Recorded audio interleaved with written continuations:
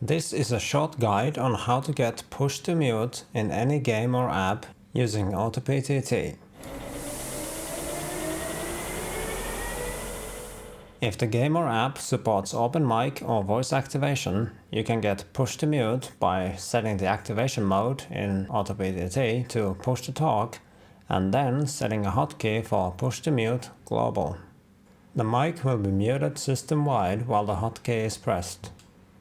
If the game or app supports push to talk, you can get push to mute that is not system-wide by setting the activation mode to voice activity and then adjusting the activation threshold so that it turns green when you speak.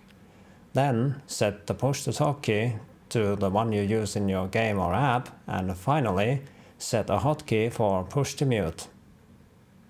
Normally, the voice activity mode presses your push to talk key for you, but while the push to mute key is pressed, it will not.